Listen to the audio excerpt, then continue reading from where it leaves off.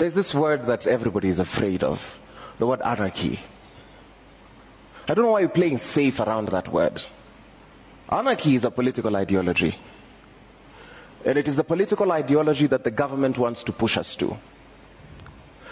And I say this because if you analyze what the word anarchy is, it's just basically anti-Rutoism. Because what the outgoing President Ruto is running is akin to what could be described as, and pardon my largesse, a kakistocratic tumbocracy. In the sense that the only way you can qualify for this government is if you're utterly corrupt, if you're utterly inept and uneducated, and if you have a name that has bedeviled this country for long.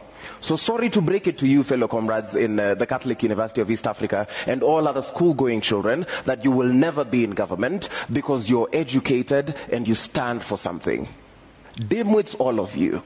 That is what we are fighting. I need us to be alive to this reality because that informs our now and that will inform our what next. I used to be shy of this question, but Kenya is akin to, I would liken our beloved country to a beautiful woman in a narcissistic and abusive relationship.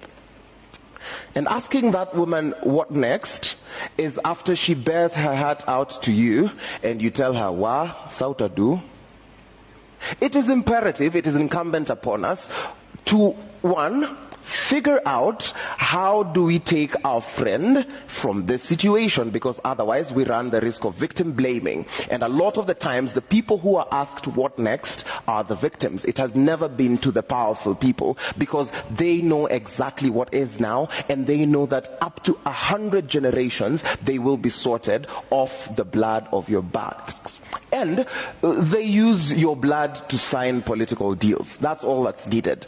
Kitambo, it used to be signatures. Nowadays, the more lucrative thing in my analysis is the blood of young men. Not even for rituals or anything, because you guys are not that important. I need to remind you, when you're walking around, don't you dare think that you're a human being. You're nothing in this country as a young person. We despise you and we hate you. And that is why when there are police excesses and we go on the streets, we are told, tone down. Between you and a headless chicken, I see no difference. This is how we push back. It is in the remembrance of the cruelty that this regime has meted upon us.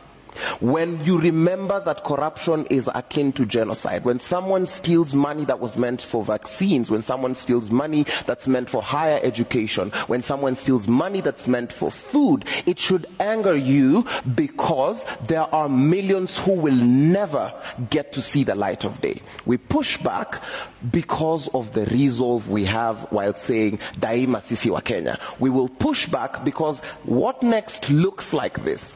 We will deal circumfoniously with this government. We will root it out. We will ensure that all these corrupt officials face the law. We will ensure that rogue policemen, and it has gotten to a point where we have to be very radical in our communication, in the sense that abnormal behavior during abnormal times is normal behavior. The state is trying to push young men and women to violence because they cannot reason. That is why the only way the state can deal with you is if they criminalize you, because they know they can manipulate criminal law.